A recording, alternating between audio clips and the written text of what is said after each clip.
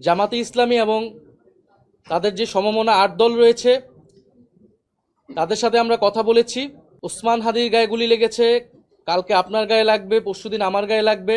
এনসিপির পক্ষ থেকে আমরা প্রথম থেকে বলে এসেছি যে আমরা আসন্ন এই নির্বাচনে আমরা এককভাবে এই নির্বাচনে আমরা অংশগ্রহণ করতে চাই। আমরা ৩০০ আসনে প্রার্থী দিতে চাই এবং সে অনুযায়ী আমাদের প্রস্তুতি এবং পরিকল্পনা চলছিল। আমরা সারা দেশ থেকে মনোনয়ন আহ্বান করেছিলাম যারা প্রার্থী হতে চায়। এর পরবর্তীতে আরও ২টি দলের সাথে আমাদের একটি রাজনৈতিক সমঝোতা হয়েছিল সংস্কার প্রশ্নে। তখন আমরা বলেছিলাম যে আমরা ৩টি দল মিলে যে সংস্কার জোট আমরা একত্রে নির্বাচনে অংশগ্রহণ করব। কিন্তু এরপরেই শরীফ ওসমান হাদির যে শাহাদাত বরণ এবং তাকে প্রকাশ্যে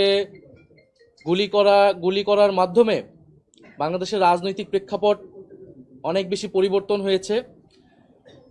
এই হত্যাকাণ্ড, এই শাহাদাত বরণের মধ্য দিয়ে আমরা বুঝতে পারছি যে বাংলাদেশে যে আধিপত্যবাদী আগ্রাসনী শক্তি তারা এখনও কার্যকর রয়েছে। গণ অভ্যুত্থানের মধ্য দিয়ে যাদেরকে আমরা পরাজিত করেছিলাম তারা এখনও চক্রান্ত করছে নির্বাচন বানচাল করার জন্য।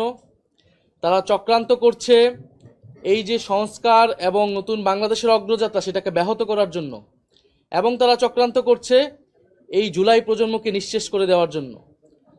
সেদিন ওসমান হাদির গায়ে গুলি লেগেছে, কালকে আপনার গায়ে লাগবে, পরশুদিন আমার গায়ে লাগবে। কারণ প্রথম এবং প্রধান টার্গেট করা হচ্ছে এই জুলাই গণ অভ্যুত্থানে যারা অংশগ্রহণ করেছে সারা দেশের তরুণরা, নাগরিকরা, শহীদ পরিবার, যারা আহত যোদ্ধা রয়েছে। ফলে এই পরিবর্তিত প্রেক্ষাপটে আমাদের কাছে মনে হয়েছে, আমরা দলীয় ফোরামে আলোচনা করেছি যে আমাদের এই মুহূর্তে এই নির্বাচন সুষ্ঠুভাবে সম্পন্ন করার জন্য, পূর্ণ করার জন্য, এবং যাতে আধিপত্যবাদী কোনো শক্তি আমাদের এই গণঅভ্যুত্থান পরবর্তী অগ্রযাত্রাকে ঠেকাতে না পারে, সেজন্য আমাদের বৃহত্তর ঐক্য প্রয়োজন। সেই তাগিদ থেকেই আমরা জামাতে ইসলামী এবং তাদের যে সমমনা ৮ দল রয়েছে তাদের সাথে আমরা কথা বলেছি এবং তাদের যে নির্বাচনী সমঝোতা, জাতীয় নাগরিক পার্টি এনসিপি সেই নির্বাচনী সমঝোতায় সম্মত হয়েছে। আমরা জাতীয় নাগরিক পার্টি এনসিপি এবং এই সমমনা ৮ দলের সাথে আমরা একত্রে নির্বাচনে অংশগ্রহণ করব বলে আমরা সিদ্ধান্ত নিয়েছি। দ্বিতীয় বিষয়টি হচ্ছে এই নির্বাচনী সমঝোতা, এটি একদিকে যেমন নির্বাচনী বৈতরণী পার হওয়ার জন্য, অন্যদিকে আমাদের যেই এনসিপি প্রথম থেকে সংস্কার বিচার প্রশ্নে আমরা কাজ করে যাচ্ছিলাম, সেই সংস্কার বিচার এবং আধিপত্যবাদ বিরোধী, দুর্নীতি বিরোধী এই বিষয়গুলোতে আমাদের ন্যূনতম কর্মসূচিও থাকবে। আমরা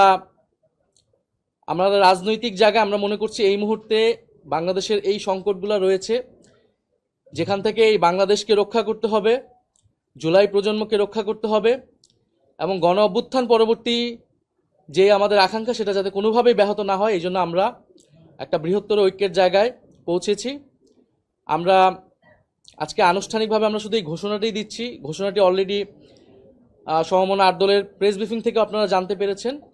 আমরা আগামীকাল হচ্ছে আমাদের যে প্রার্থীর বিষয়টা আছে সেটা আমরা চূড়ান্তভাবে আপনারা ঘোষণা দিব, এবং সমঝোতায় আমাদের যে প্রার্থী তারাই নমিনেশন ফর্ম জমা দিবেন, এবং সারা বাংলাদেশে আমরা একত্রে নির্বাচনে অংশগ্রহণ করব, এবং জাতীয় নাগরিক পার্টি এবং তাদের সহযোগী সংগঠন গণভোটের পক্ষে ক্যাম্পেইন করবে, এবং যেখানে আমাদের প্রার্থী থাকবে না সেখানে অন্য যারা প্রার্থী থাকবেন এই সমঝোতা তাদেরকে সহায়তা করবেন, তাদের পক্ষে ক্যাম্পেইন করবেন।